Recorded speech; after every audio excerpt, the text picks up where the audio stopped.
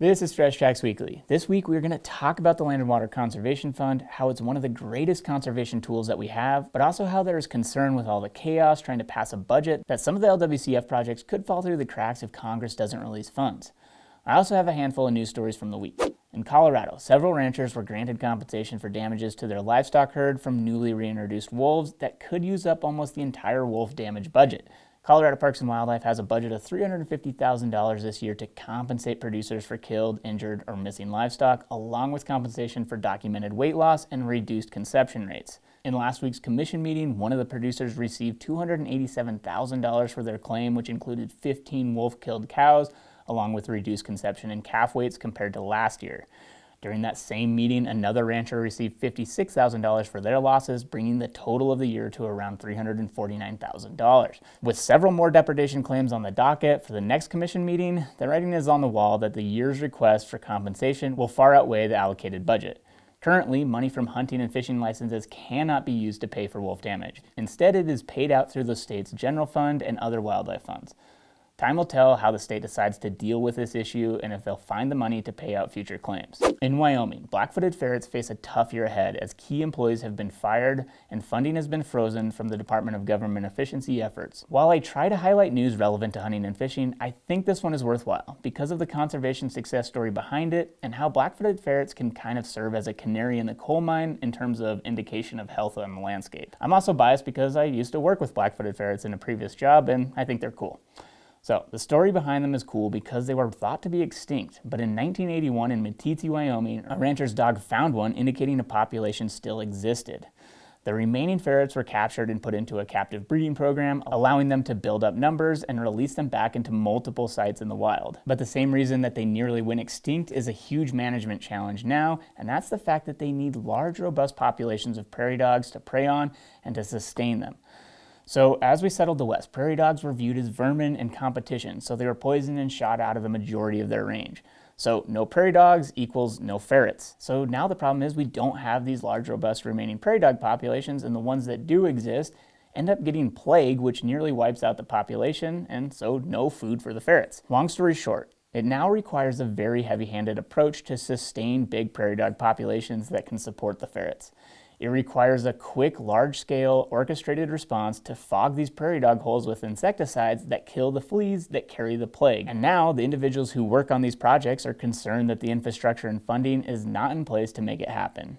Which, it would just be really sad if we were to lose this species. It's a pretty amazing story of Wyoming individuals coming together to save an iconic species of the prairie. So the black-footed ferret program is just one example that I wanted to mention. Numerous other programs face uncertainty with funds being frozen and sometimes unfrozen, and overall it's just extremely low morale for individuals working in public land agencies. Andrew McKean wrote an article summing up some of the recent turmoil within the federal agencies, and it's a really good read. I highly recommend it. To me, the moral of the story is that instead of achieving quote-unquote efficiency, federal agencies are being crippled and will be unable to complete work that was already difficult to accomplish. That, and also it doesn't just affect federal agencies themselves.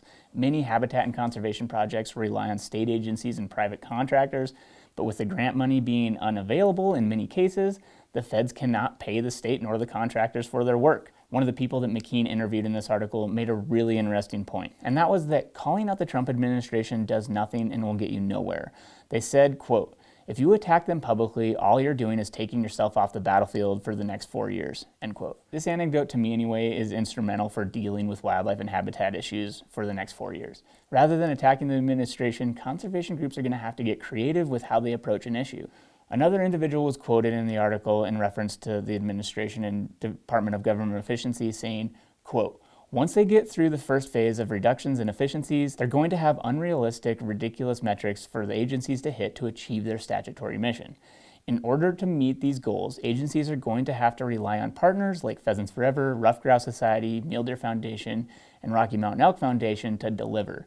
These groups can contract faster, they can get NEPA reviews done faster, they can get categorical exclusions approved more quickly.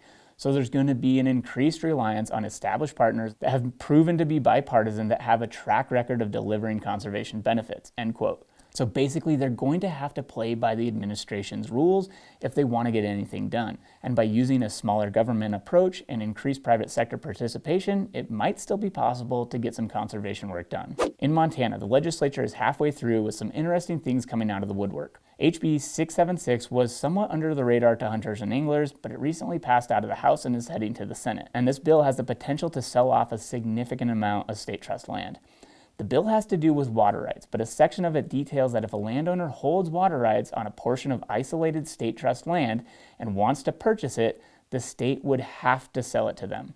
What exactly is considered isolated is not entirely known, but some are claiming that it could mean the sale of up to 1.25 million acres of state land in Montana. HB 379 would change laws on commercial leases of state land in Montana and make it easier to sell that land. Several other bills that had to do with the sale of state land were tabled previously in the session, but all of these bills are just chiseling away at state lands from a different angle and once again showing, to me anyway, why transferring federal lands to the states is a horrible idea. Still in Montana, SB 307 is a bill that diverts marijuana tax revenue that was intended for Habitat Montana and moves it to a marijuana prevention account, law enforcement and veterans special account. That bill is moving along despite a majority of opposition to those who testified on the first reading. A more positive bill for hunters is moving forward. HB 763 allows for Montana's existing private land public access program to be expanded to more easily pay landowners for access through their land to get to difficult to access public land. That is moving forward and passed out of the House. There are also a number of other bills that you can check out on Montana Backcountry Hunters and Anglers mid-session report. You can see a synopsis of bills that would impact hunters and anglers. With that, we're jumping into the deeper dive where we're talking about the Land and Water Conservation Fund and the worry that some of the funding could slip through the cracks. So I think before we get into what we're worried about, that we're going to do a little refresher on what exactly the Land and Water Conservation Fund is. Yeah. Which it's money that goes towards all sorts of cool access projects. Like the list of things that LWCF has funded over the years is incredible. Yep. It's like, I mean, everything from new land to conservation easements to parks and trails and boat ramps and fishing access sites and all the above. All sorts of stuff. And the cool thing about it is it uses zero taxpayer dollars. Right. So this is not your taxpayer dollars. This is all money from offshore oil and gas royalties. Yeah. Primarily, the idea is to, you're taking away from one resource, and then so you put that money back in towards another resource. Yep. And then you were saying that you can get, there's some funds that come from some other places. Yeah, too, but they call it surplus real estate sales and some excise taxes on motorboat fuel. But those are itty bitty parts compared to the federal offshore royalty thing. The Land and Water Conservation Fund, LWCF as it's commonly called, was passed in 1965. And it was passed with a sunset that it would expire in 50 years. So the sunset came in 2015. Right. And that was a big issue at the time. And LWCF was expired. Right. So and it was pretty loose in the past where Congress could say, no, we're not going to appropriate any of the money. So they're collecting $900 million. Yeah, that's what it is. $900 million annually. Yeah. And it had been going on for a long time. And Congress is like, let's just not spend the money. So there's a lot of years where the LWCF excise taxes got collected, got put in the U.S. Treasury, and Congress spent it on something else. Which is disappointing, I guess. Yeah, for us as outdoorsmen, Right. Yeah, and so when it was set up, as like you mentioned, the idea was that we're depleting one federal asset, the offshore oil and gas reserve. Let's reinvest it in another asset, and so this is how a lot of public access gets created, and so many people don't even know what the program is. They go to their boat ramp, fishing access site, whatever, and they might see a little thing, funded by Land and Water Conservation Fund. What's that? Well, it's a federal law that earmarks money for this exact purpose. So it expired in 2015, and we were all going back to D.C. trying to get it renewed, and it never did. And then in 2020, the Great American Outdoor Act passed, And its primary sponsor was our Senator Steve Daines from Montana. It passed Congress. It tightened up some of the rules, so hopefully no one can play sort of like a shell game with it. And this was a permanent reauthorization of it correct. Too, right? Yeah, it was permanently and fully funded. Right. Like that was like the big sell on the Great American. I mean, everybody was celebrating it. Right. And yeah. rightfully so. Yeah. Right. Yeah. So it passed Congress, went to President Trump. He signed it. And that was the part. I'm glad you mentioned that because it no longer has a sunset provision to it. Yeah. Congress would have to go and repeal it now instead of the 50-year sunset originally. And it is to fully fund it. Mm-hmm. That's the idea. And then, so some people might say, well, how is it fully funded? Well, the $900 million is the normal number that it's supposed to be funded with. It can actually be a little higher than that in some situations. It gets split 40, 40, 20. And I'm going to try my best to not nerd out too much, but 40% goes to what they call stateside. It gets allocated to states based on population, so a per capita allocation. And they call it the stateside fund. It's a series of grants that are given to the states. And the states have to match at least 50%, either with state money, local government money, or if they can raise money from nonprofits and other things. So 40% of that goes over, and that's what you see, like parks, mountain bike trails, or walking trails. A lot of those come out of that 40%. The other 40% is called the federal side, and that goes through either the Forest Service, the BLM, Park Service, or the Fish and Wildlife Service.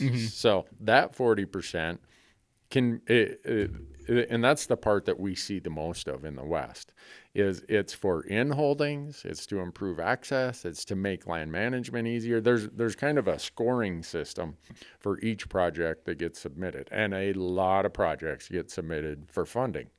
Right. And so that side over there, more of it could end up in one state than what the per capita allocation would be.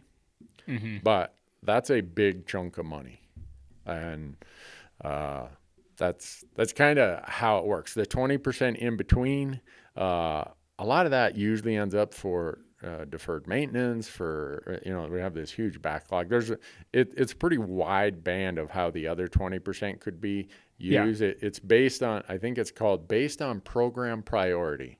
In other words, it can go over here, it can go over there, but it's got to be used for our public lands. Right. Well, and you can go and look and see at previous projects that have been funded. Yeah. It's really cool to there's a map that so you can kind of zoom in on your area and see what projects have been funded by LWCF and to what extent.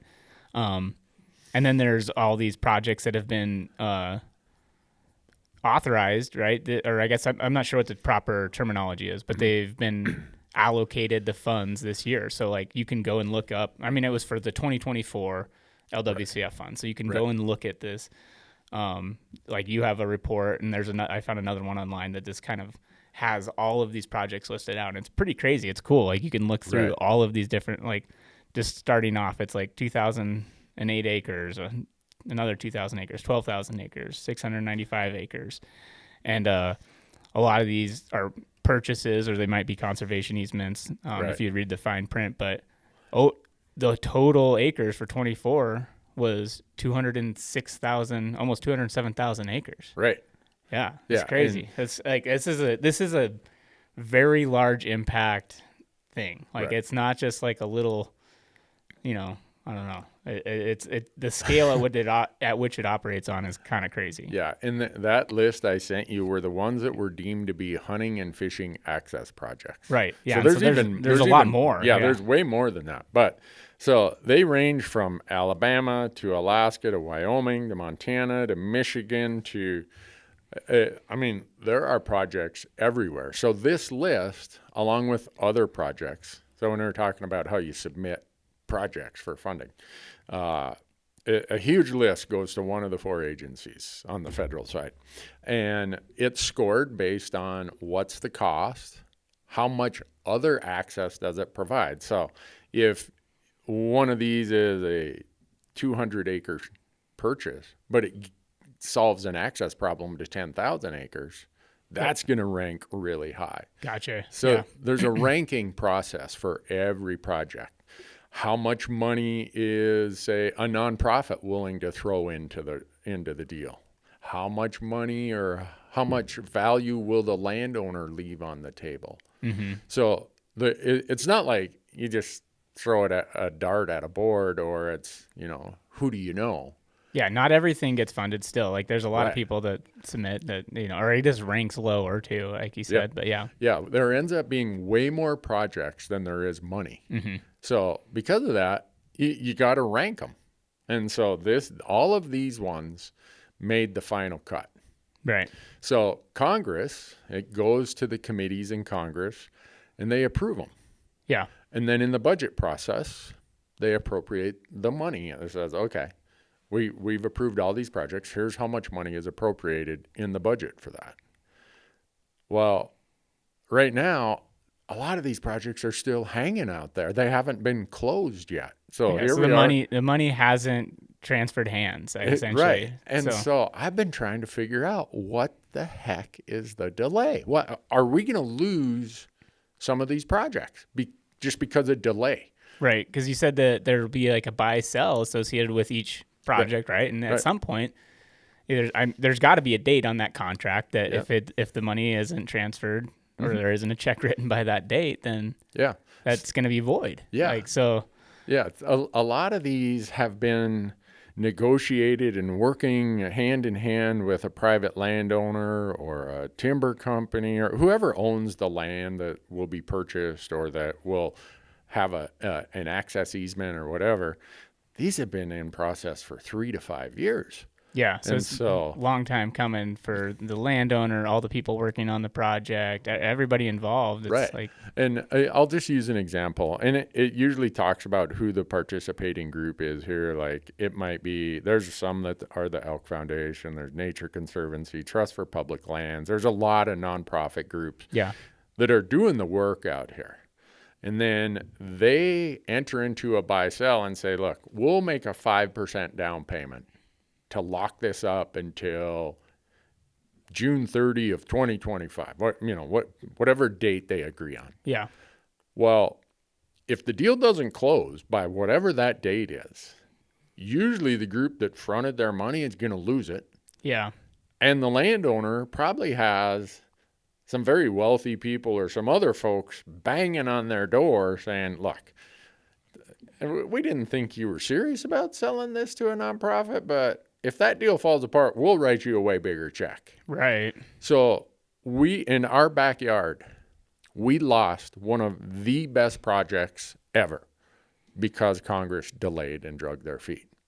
The entire Crazy Mountain checkerboards were consolidated under this deal that was put together. Took many years. The Forest Service and a bunch of groups worked with the landowners.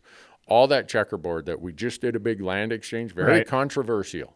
Yeah. When was this? This was 1994. Everything, the bow was wrapped around it. It went to Congress. It was approved.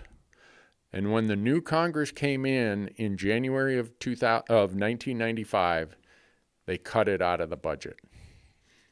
Dang. Yeah. And then we were left with a checkerboard mess, and this got worse from there with landowners selling and making, just like people who are not willing to exchange, and then there finally was an exchange this year, but that still didn't solve the issues. It solved such a little bit, and the public really did. The public didn't get a fraction of what we would have got if Congress would have not pulled the plug on that in 1995. Yeah.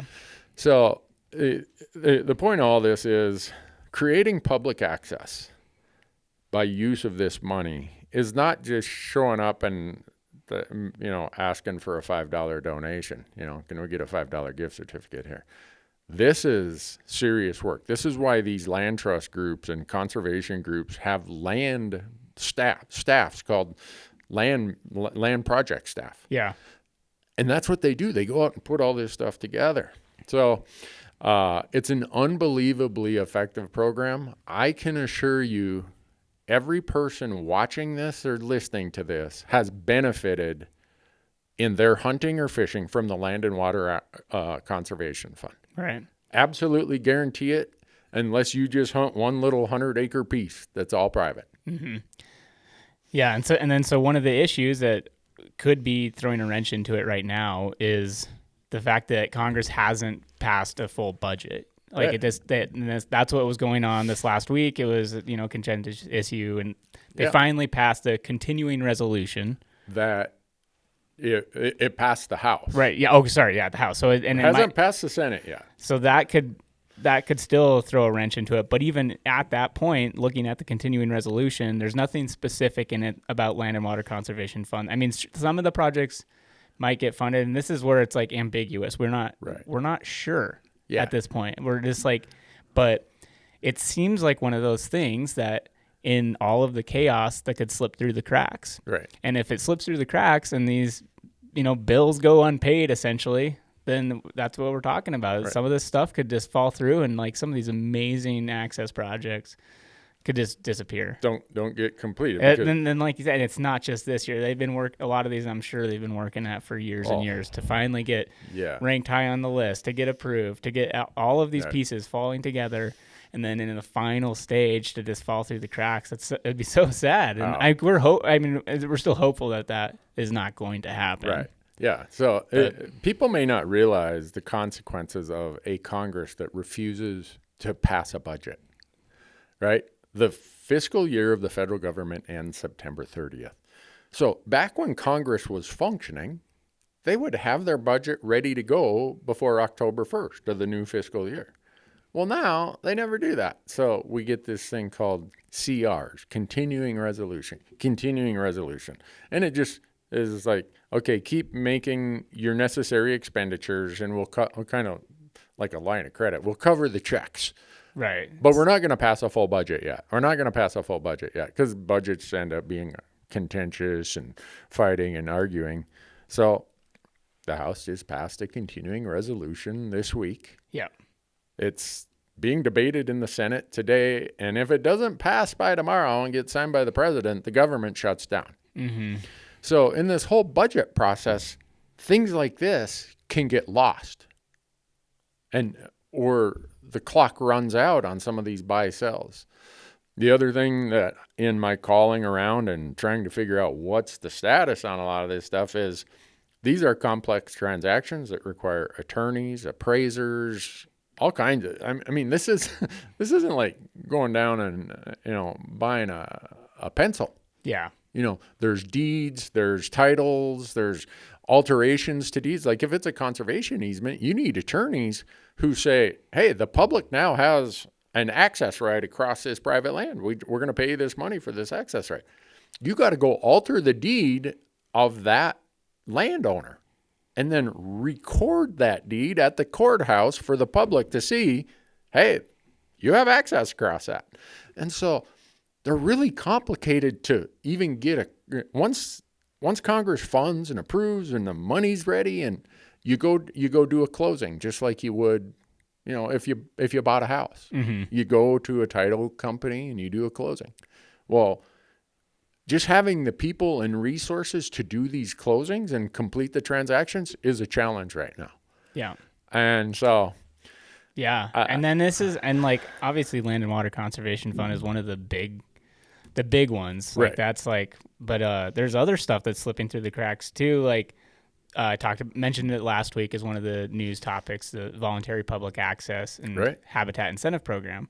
Like that is a fantastic program that funds, public access on private land and then also habitat projects on private land, which is a fantastic program for wildlife and for hunters getting access. And for private landowners. And for everybody, yeah. It's like, but even, as I'm I'm speaking to the hunting audience mostly, it's just like, we benefit greatly for this stuff. And that's one of those things that's not funded this year right now. Yeah. It's just like, so all these access projects that go to, all sorts of cool stuff, like another huge list of items that are not going to be funded because can't pass a budget. And so it's I don't know, there's a lot to it.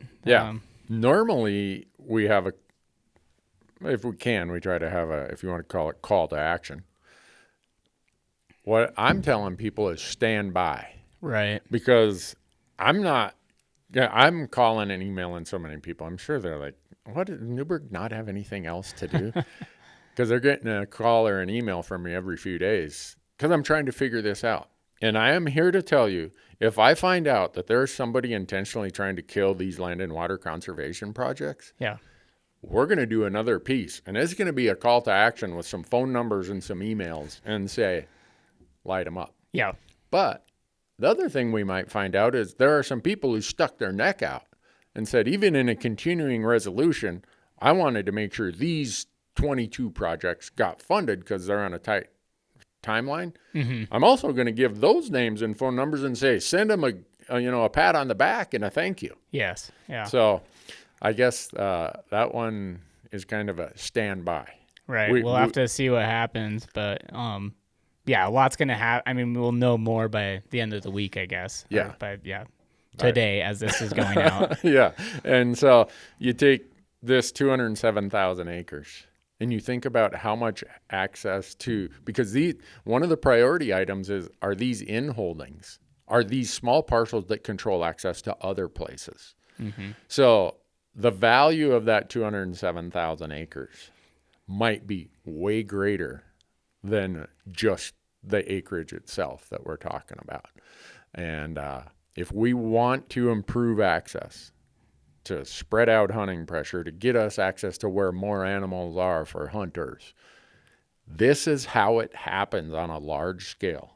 And if someone starts screwing around with this, after all the first time I went to DC was in 1998 to try make sure we saw the sunset coming on this. Mm-hmm. It was on LWCF. This has kind of been one of my, I don't know what you want to call it, one of the North Stars of federal legislation for me. And if someone starts screwing with this, we're gonna use our platforms to let the world know about it, because this is the most valuable project or act, whatever you want to call it, piece of federal legislation and piece of federal funding that hunters have for better and improved access. So stand by. All right. Well, thanks for the update, and we'll just have to see. Yeah, we'll keep you updated. We'll be back next week, and we'll have more on it. So yeah. All right. Thanks, Marcus. Yeah, thank you.